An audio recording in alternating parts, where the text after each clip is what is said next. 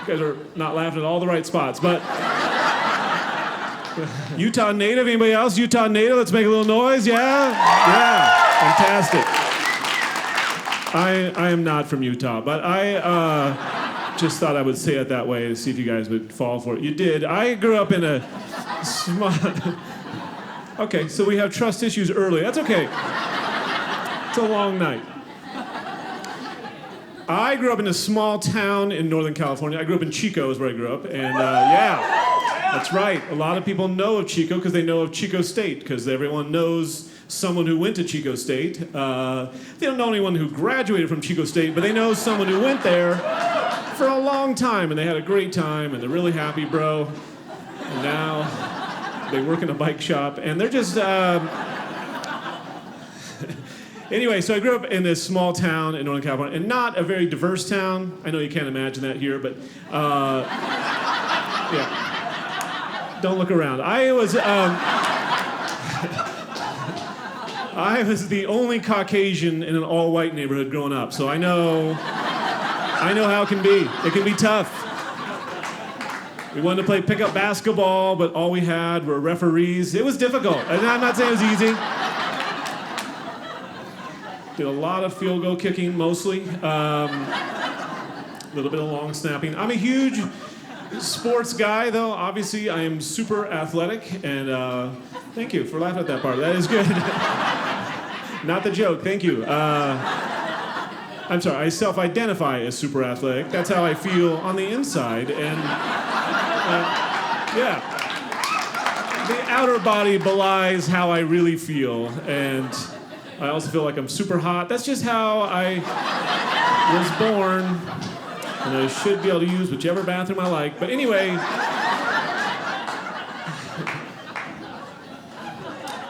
I had a couple of bad sports incidents. I'm not even talking about the time I was hit by a pitch in T-ball. It was years ago. We don't have time to get that story. Concussion. It was actually pretty serious, but first base coach. Anyway, I don't want to get into it, but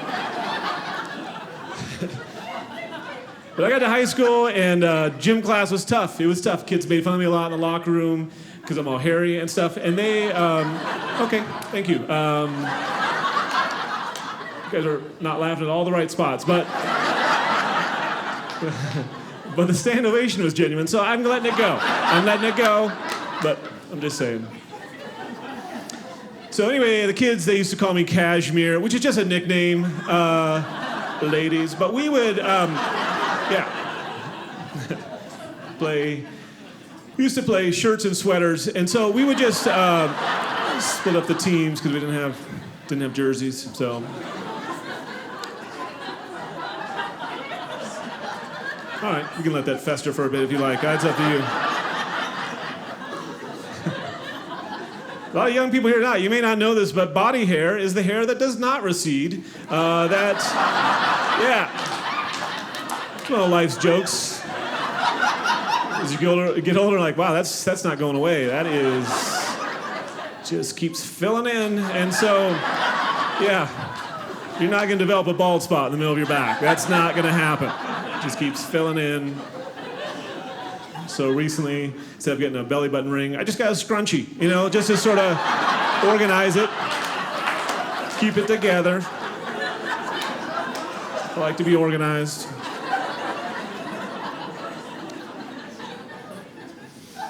I don't know if you guys probably heard about this. I had my appendix out not long ago, and well, my friends heard about it, so I thought maybe you had heard about it. So anyway, here's what happened. I know you guys got all quiet, like, wow, that guy had major surgery, and he's up there telling jokes tonight. This is incredible, and I don't know what words come to mind, but probably courageous has to be one of them. Right? The word hero gets thrown around. Anyway, I know, getting your appendix out, it's not major, it's mid-major surgery. It's the Gonzaga of medical procedures. But here's what happened. My stomach started hurting pretty bad, and I thought, wow, I must have tweaked a muscle in my stomach. And then I remembered, I don't have muscles in my stomach. I don't even know where I got that idea. Right? I think it's all cartilage. Not even sure.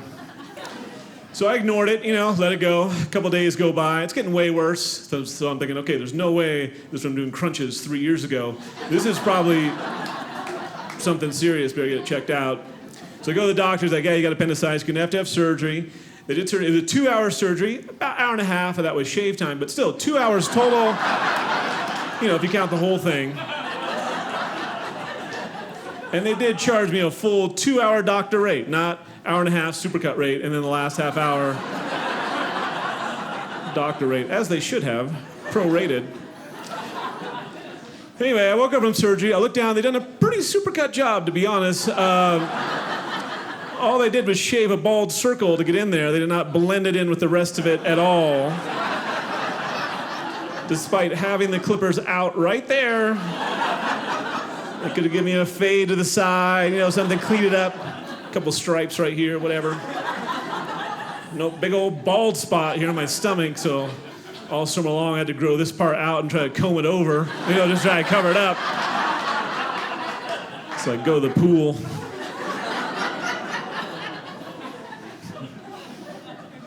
So I was home to see my family in my hometown not long ago. I saw my brother. I don't care about him, but his kids are fantastic. And I have an amazing nephew and a niece, and I think another niece, and they are great. And I love kids. And my nephew, whenever he sees me, Uncle Chris comes running towards me, right? I always pick him up. I blow in his stomach, make that fart noise. You guys do that with the kids, right? Does it like that?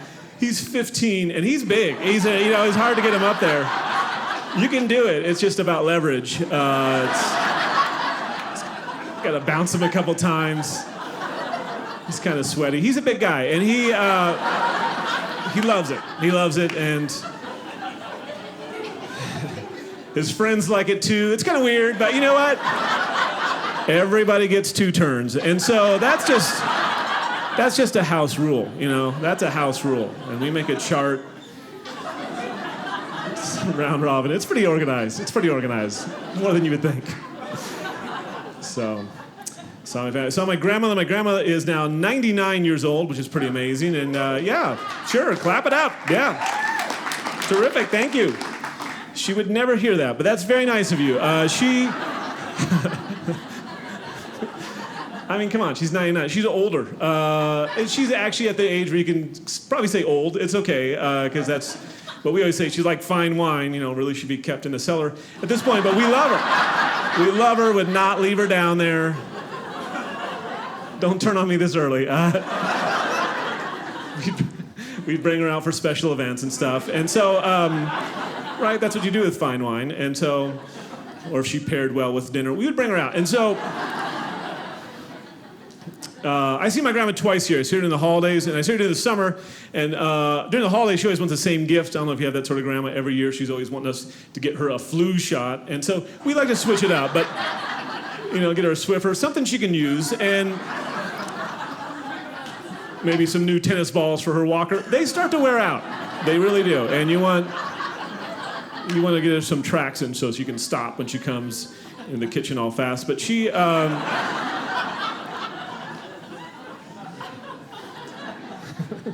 Sometimes we'll get her gift certificates to really, really Old Navy. Just fun stuff, And something from Forever 81, because she loves it there, and she has a great time. A couple years ago, 9, if you're doing the math, we had the big 90th birthday party. I don't know if you ever planned a 90th birthday party. Weird party to plan, first of all. It's not like a normal birthday party. You can't get a blow-up bouncy castle in the front yard for Grandma, because she can't get out of there. And so we had, right, lesson learned, birthday 86. So we had to switch it up. We knew that part. Like, what can we do? Let's brainstorm. Let's get a piñata full of stool softener or something fun we could all participate in. Perhaps get a heart surgeon to jump out of a cake. Whatever. We didn't know. We didn't know what she was in. Well, that way he was there when she was surprised. So we would need some sort of a backup plan at that point. We ended up doing this. We got a President Grover Cleveland impersonator, which was a huge hit. He was amazing. He was there for 2 non-consecutive hours. And so... Okay, so you're going to have to look that joke up later. It's a pretty good joke. It's not amazing, but... something you might want to check out later. I do really love my grandma. And my grandma is missing her right thumb, which is this weird thing. And I know you guys are two really nice people, so you're going to feel bad about it. But let's just go with the joke. And because it's happened a long time ago. It's no big deal. But it was fun for her birthday because we're like, hey, Grandma, you're 90. You know, like that. She couldn't see it, but we're laughing about it. And giving her a high 4 every time we go by her. But it slows her down. I mean, only one thumb at 99 years old now. She can't text message very well. She's not very good at, especially when she's driving. She has a hard time controlling the sidecar. And so it is, right, when she's stuck on the side of the road. And she can't hitchhike very well. She can northbound, but not southbound. You can figure that joke out. I don't need to explain it to you, but I did anyway. She's not a very good movie critic. There's a bunch of stuff, but anyway, they're positives. I know she gets a discount when she gets her nails done. I don't know how much, but I'm gonna guess 10%. Let's just put a number out there. Let's just put a number. We don't even know. So here's what happens. My grandma tries to email us, right? And I don't know why really at 98, 99, you don't even need to be emailing. Whatever she knows, we've known long ago, but whatever. She's all typing away. Titanic sank, you know, whatever news she just came across. And so, so she's typing away, but she misses the space bar a lot because of her nub. And so, and when I say a lot, I mean all the time. It's just letters all the way across. You gotta try to figure out where the spaces are supposed to be. This one time I thought there's some casualties at the garage sale. Turns out it was casual ties at the garage. It's funnier on paper. You should write it down, is what I'm saying. Just write it down, you'll see it. It really pops when you see it on paper. Anyway, that's my grandma. My grandma's just a regular grandma. You know, my grandma's just like your grandma. She puts her bra on one leg at a time. You know, she's no different. She just...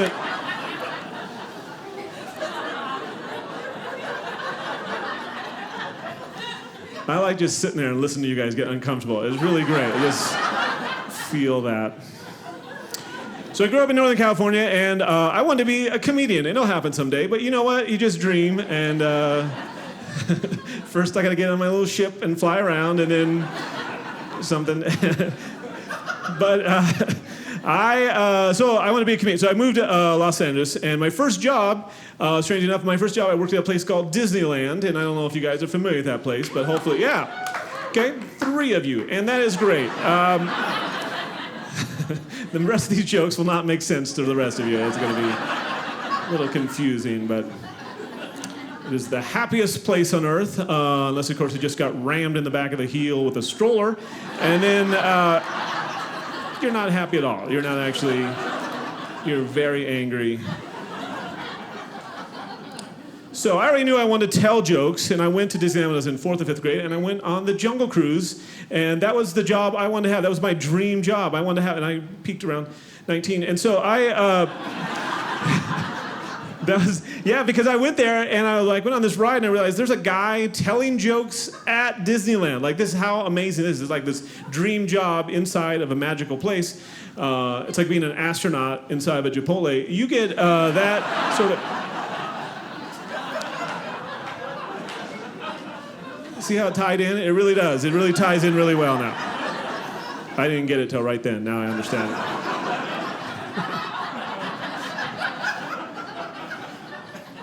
So, you just have to the clouds are Chipotle. I don't know if you can understand the metaphor, but it's probably there. Just look closely. Anyway, so this is my job, right? I work there. It's cool. You're working at Disneyland. You get to see behind the scenes stuff. I'm not going to ruin anything for you, but one thing they do in the fall, in October, they have a rummage sale where Disney puts out stuff they are trying to get rid of, just for employees, not everybody. Some of its movie merchandising things didn't sell well during the year. I was there, and they had Hunchback, Notre Dame backpacks and things like that, and they had some... okay, they're not all going to be hits in the marketing department, so... Little Mermaid, Tuna Helper, whatever. They got different stuff. And I'm walking around. Most of the items make sense, but so what it is, they have the movie merchandising stuff, and then they have what everybody goes for. They go for all the unclaimed, lost, and found items for the entire year. Absolutely true. If you lost something at the park, you don't claim it, you just leave, they put it in a big pile, sell it back to the employees really cheap, so you get like a pair of Ray-Bans or probably Crying Kids or something for $5. Everything's $5, and... You're walking around, and You guys are really too nice to go to a comedy club. And so, you are kind-hearted people. That is not an insult. It feels like it, but it's not. Anyway.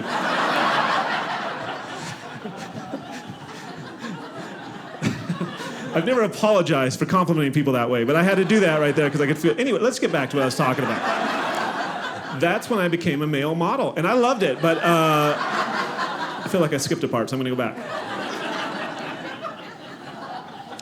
So anyway, you're walking around. They got the unclaimed, lost and found items there at Disneyland. You walk around, most of the items make sense, right? Hats, glasses, fanny packs, if they're from Europe or wherever. And so...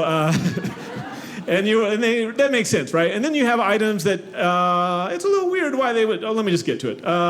They had a row of wheelchairs they were selling that were unclaimed, lost and found wheelchairs. So let's pause for a moment and acknowledge I'm not making fun of people in a wheelchair. That's not what I'm doing. I'm making fun of people who lost their wheelchair at Disneyland and then just left without it. I feel like that's a pretty small group of people in the world that would not notice at some point, as you're sliding across the parking lot on the way to the car, but geez, I feel like something's different. I don't know, guys. Did I have sunglasses on earlier? Somebody check that Splash Mountain photo.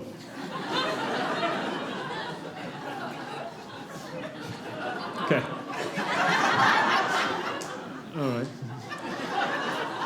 It's weird. I don't know if you know this at Disneyland, if you're in a wheelchair, you don't have to wait in a line, which is not...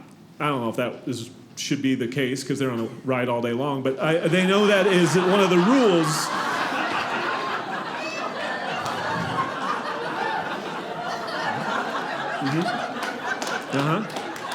See? I feel like I'm sort of winning on some of this. You guys are sort of coming my way a little more than I thought you would have when you walked in. Here's something else you probably, I don't know, I think it's strange. You never run into someone you know when you're on It's a Small World. Isn't that crazy? Seems like you would. Seems like. So I lived in Los Angeles for a long time, and then I moved to Colorado. I live in Denver now, actually, and yeah, sure, it's great. It's a great place to live. You don't need to move there, but it's a great place. Where you live is probably just as good, and let's just leave it at that. It's a beautiful city. It's a great place to live. I lived there for a long time. I had a condo there I used to have a condo over by the park. We have, again, amazing parks in Colorado. Amazing parks, especially if you like watching geese walk around. I don't know if you have that same issue here, but in Denver, we have amazing geese walkers. And I'm sure every city in the country says they're like, we have the best geese walkers, but we really do. We have birds that could fly. They've chosen not to, but they could fly anywhere in the world, and they're like, nah, we're cool right here, and just walk around in the park. I don't even understand that at all. If you had the gift of flight, where would you go? Probably everywhere is the answer. They're like, no. And so they just walk around, and it's almost like they know humans want to fly, and they're just rubbing it in our faces. I think that's part of what they're doing. Because they do this a lot, they'll get all, and they decide they're going to go eat grass on the other side of the road, and they all get in a line, they walk across the street, and they hold up traffic. If you could fly, would you ever walk across the street? No, you would not. I'm just going to tell you right now, you wouldn't. I wouldn't. You wouldn't. I wouldn't even walk to the kitchen if I could fly. I'll tell you that. I'd be the fridge, back of the couch, never touch the ground, just because I could. And then sometimes I'm out in the park and I'll see this. I'll see a dog chase the geese. You think, oh, they're going to fly away. They don't.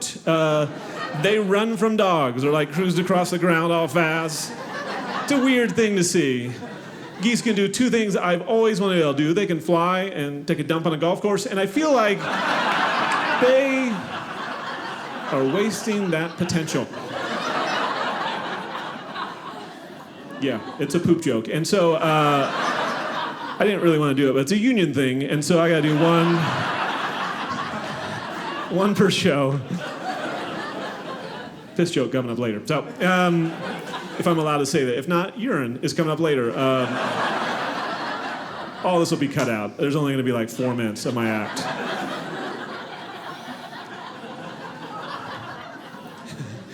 We're going to have to start from right here. All right, and now, it's good to be here, everybody. I do know this. part of this video stuff they have you can download my catchphrase as a ringtone, which is awesome, except I don't have a catchphrase. So I'm going to try to think of one during the course of this set and then say it a bunch of times and see if it resonates with any of you. Because I think "That's So Rocket Ships" is probably a good one. And then it'll look like I tied it all in together. Probably not. Anyway, so so I was talking about living in Denver. So for a while I had a condo, and I don't know if you're any condo owners, but I was on the second floor with my condo, and so I didn't touch the ground, which means I probably didn't own land. I'm not really even sure how that works. Obviously I didn't read the things I signed when I bought the place. But it's something I would think about a lot when I try to fall asleep at night. I think, if this place burns down and the guy below me doesn't want to rebuild, I got nothing. Right? All I got is 10 to 20 feet in the air. I'm like, yeah, that's all mine right up there. Throw a Frisbee through that area because I own it. Just waiting for someone else to build underneath it so I can put my stuff back up there. It's weird if you are someone that's trying to do something like be a comedian. I knew I was going to have other jobs. You've seen The Act. And so I knew I was going to have to do something. And we've kind of talked about this already, but I didn't really want to do other jobs because I'm not a hard worker. And so, yeah, I am one of those lazy people. Anybody else lazy people? Come on, let's make some noise, yeah? Yeah, terrific. Thank you. Thank you very much. Although a few of you are applauding, so that's not really lazy, but you, no. Truly lazy people usually just sit there and go, they're not going to bring the hands all the way up and get all tired out. That's not quite the way we work, but thank you for being supportive. I've been lazy my whole life. I used to ride the bus to homeschool, and I had all my pop-up books on tape. I like to sleep. That's what I do. I love to sleep. I sleep all the time. I sleep so much I make my cat look like an insomniac, which is, it's dead. So that's pretty good. I feel like if you can outsleep a dead cat, you're doing pretty well in my book. I like to do this. I like to take naps. I often take naps. Sometimes I set my alarm to get up and take a nap because I'm disciplined. But I love to do this. I love to take an underwear nap. That is the greatest thing. It's so liberating. Middle of the day, just strip down to your skivvies, kick back in the recliner, turn the TV on, sleep all day, right? Well, till the store closes. But most of the day, you can do it, and then at some point they will send you home, and you have to put the briefs back where you got them. And yeah, I know. I feel the same way. They're all about rules at Sears, is what you find out. They're all about rules.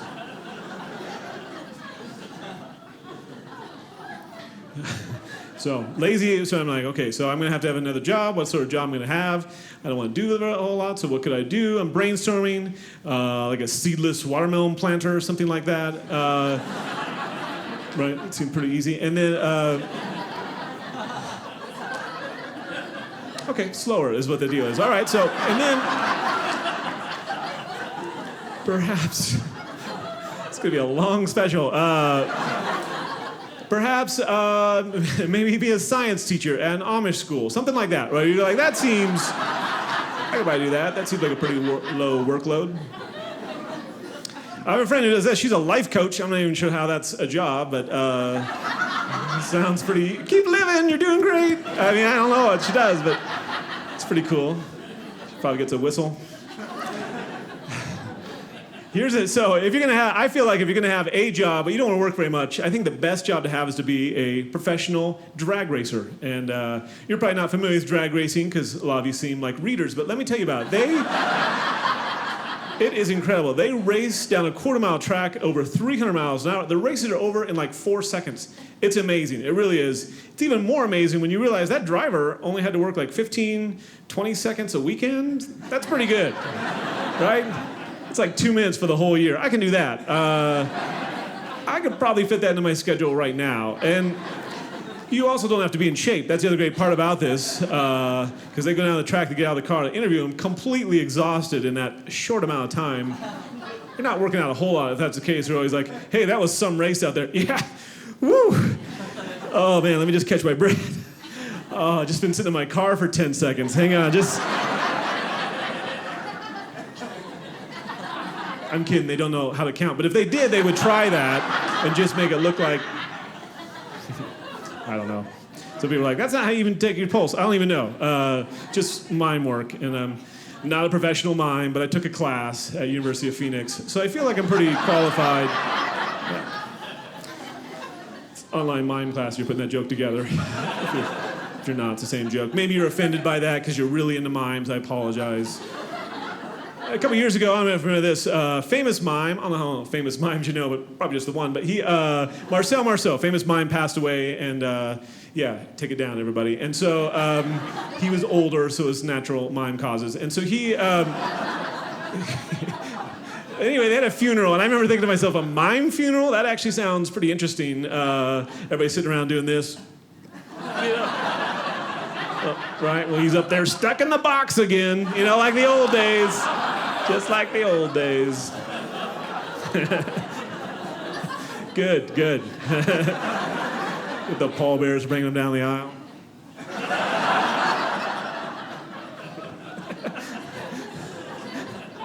All right, good. Let's just sit in this for a bit and just the uncomfortableness of it. Perfect. That joke is so rocket chips. No, it still doesn't really work, but maybe 10 more times I'll get it. Anyway, so I lived in Denver, as I said, and I'm a single guy. I'm actually totally happy being single, but my married friends are pissed about it. They're so mad. You should date someone. Give up your hopes and dreams.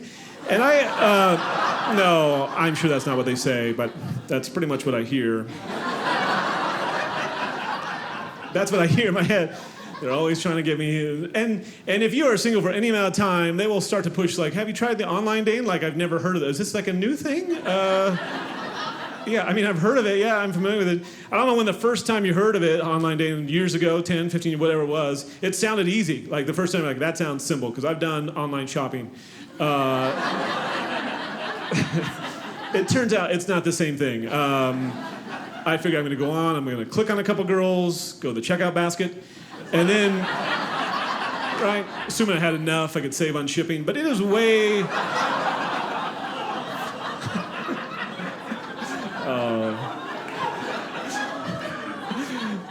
I just can feel it from you guys. It's great. It's really fun. We'll do a group hug later. It'll be fine. I mean, I won't be a part of it, but you can. And I just sort of don't like touching people, but... So a lot of you probably got married long ago or whatever, and you may not know about how the online dating goes. Let me give you a snapshot of what's like generally. It is, first you have to build a profile. So it's way more work than you think it's going to be. It's like an online class, an online creative writing class, and it is a lot of fiction. And so you, yeah. You gotta first you gotta come up with some sort of catchy headline. Almost every female writes similar things. They write, love to laugh. They wanna let you know they like to laugh, which is great. That is great. I just don't know anyone who doesn't love, I mean, who do you know that doesn't love laughing? They're like, oh, I'm not into laughing, guys. Come on, that is, makes me happy on the inside. So, you guys go on ahead. I do like to sneeze though, so if you're going to a sneezing club, let me know. So, okay, the love laugh, great. I'm like, great, I like laughing. I also enjoy breathing. We got a lot in common. You know, there's a connection here. Occasionally blinking. We've got something to work with. You see, and then they read through this person they're looking for a lot of times, and then sometimes they say, no egos, guys. Looking for a guy with no ego. Like, it's online dating. There's no ego. At this point, you're in luck. I did not start here, so I think about all those old photos I've seen of some guy out in the middle of nowhere, like a pioneer of some sort who's got a wife out by himself. I live in a city of about 1 million people, and I can't find someone to hang out with for the weekend. I'm not coming in all cocky, is what I'm saying. So maybe ease up on the ego talk. Then we got the pictures, which of course are all over the place. I've seen this sometimes, not even of people. I've seen pictures of like living rooms. I'm not even sure what my reaction is supposed to be. Yeah, I can see myself sitting on that couch. That looks like a pretty good couch. A good basis for a relationship is the picture of your cat. A lot of pictures of pets. Again, I'm looking at a picture of your dog going, yeah, I can see myself petting that dog. That seems like a good dog to pet. Let's start there. A lot of times I see this one photo. It's a group photo. I don't even know which girl I'm supposed to be looking at. Never your first choice, I'll tell you that right now. No, not even your second or third. Time you figured out that one. Oh, I thought that was a rescue friend. I didn't even know she was part of this. Oh, sad. You guys feel worse about people in jokes that you'll never know than I do about people I care deeply about. This is amazing, that sort of kindness that you have for fabricated people in a made-up joke. Incredible.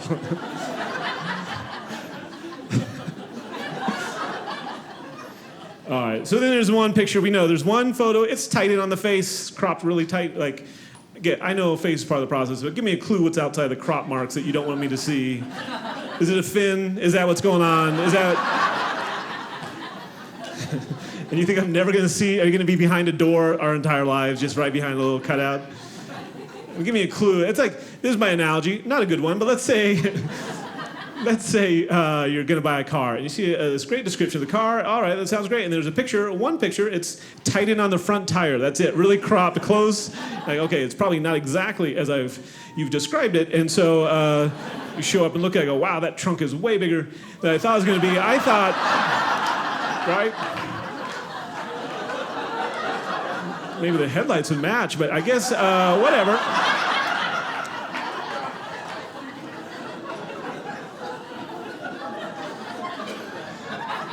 All right, we got through that, everybody. We're fine with that. So I do a lot, most comedians do a lot of traveling. We all talk about that. I was up in Wisconsin not long ago. I'm not here to brag, but yeah, it's exactly right. And so people get super excited about that. And I was up there to see my uncle who lives on a dairy farm in Wisconsin. I don't know how he gets away with it, but some sort of zoning snafu. And he... I get that this is actually true. It's going to be kind of sad, but I got there and he's all bummed out because his dog had just got ran over by the milk truck, and so that, I know. So exactly, some of you felt bad and some of you laughed, because you're similar to me. Because it sounds like a joke. I mean, I didn't find that out. That it wasn't until later, but at the time I thought it was a joke because it has the rhythm of a joke. Dog got ran over with a milk truck, or like a song you might sing during the holidays or something, but. So I just went with it. I'm like, that's a good one. I didn't really get it, but I'm like, that's funny. I mean, what are the chances of that happening? Like 2%? And I didn't, you know what? I know now. I know. He was not pleased. He was not pleased. Turns out that's not cool. He was very upset by that, but we worked it out. We had a great time. We went over to the farmer's tanning booth, had a blast, and we just stuck in our arms for a little while. It was great, and it's for my FFA people. And so if you're wearing blue corduroy tonight, here you go. Blue corduroy, it's so rocket chips. I just love it. It's like it goes with everything. So, it's coming back from Wisconsin. My Jeep went over 100,000 miles, original oil, just trying to keep it stock, just better resale value. And so, back in Colorado, which as I mentioned, I love it there. And as my friends give me lots of suggestions about things that I don't necessarily need to hear, but they like to give them to me anyway. Because I'm single, and they're like, maybe here's the deal. Maybe you should start losing a little weight. Maybe get in better shape. And I don't want to, obviously. I don't know why that's an obviously, but I don't. I like to keep the extra 15, 20, maybe 25 pounds on me to, so I seem approachable. And right. I don't want to be all ripped and intimidating. And so That's no fun, and I'm sure. And so, but they give me suggestions. They're always giving me suggestions. The CrossFit or the P90 times. That sounds like a lot, honestly, folks. I could not, right? I could not drink enough liquids to make to P90 times. I feel like there's no way. That would be all I do all day is, I guess that's why they're so sore, but that's just intense. On a related note, and I'm sorry to put you through this, but I'm going to talk about it anyway. So here's it. So I had a pretty big birthday recently, and actually it was a year ago, but last week was the anniversary of it. Anyway, that's confusing. And so we sort of did a thing. But I got some great gifts. Got a nice DVD rewinder. It's pretty cool. And huge time saver. And I finally, like 10 years too late, finally got the Wii, not the Wii, I got the knockoff. It's an Us, is what it is. But it's very similar. A lot of the same features. Playing a lot of Sitar Hero on that. And just having a great time. And so, yeah. Mario Sisters. There's a bunch of games. And I don't have all of them. And if you're thinking to yourself, these are really dumb jokes, yes, but there's a lot of them. And so that's, I think, important to remember. It's just the quantity.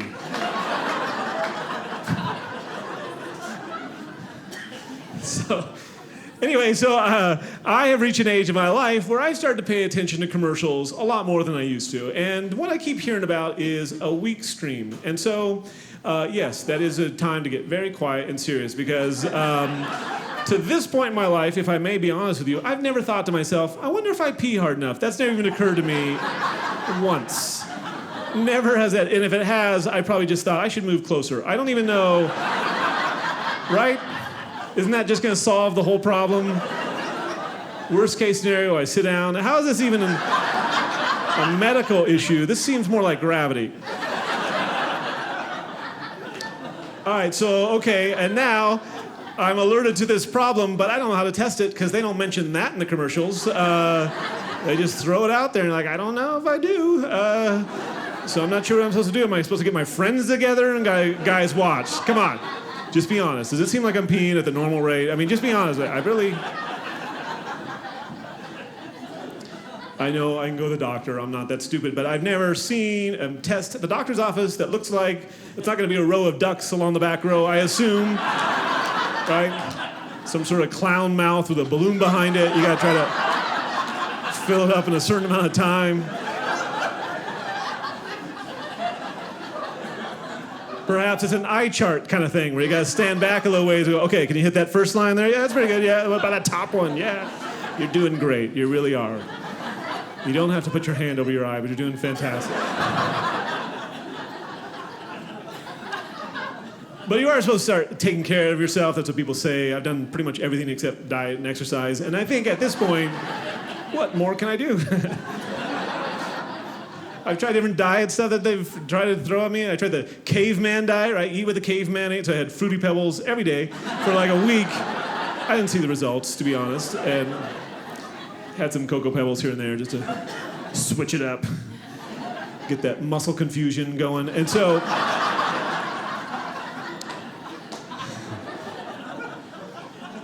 But then exercise, no, I don't really do that. And we've covered that already because I'm lazy. And so really the only exercise I probably get at this point is that sort of half run, half walk thing you do when you're across the street in front of a car. You know that move? It's about the only time I get my heart rate up the level it should be.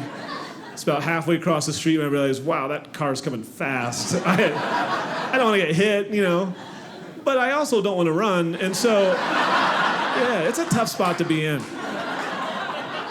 It is life or exercise, and pretty much all of us do the same thing. We just give them that little, not running, no, a pretend run to let the guy know, look, I'm trying. I'm trying pretty hard. I've got some motions going. Speed's clearly not there, but I have the motions as if I'm running. Now, if I'm driving along and I see someone do that in front of me, I know exactly what's going on. I know this game. I play along, you know. I lean forward like I hit the brakes, but I don't slow down. So same sort of thing. All right, thank you very much. You guys have been terrific. Thank you so much. Yeah. Oh my God, that was so funny. Oh, for more, check out the Dryball app.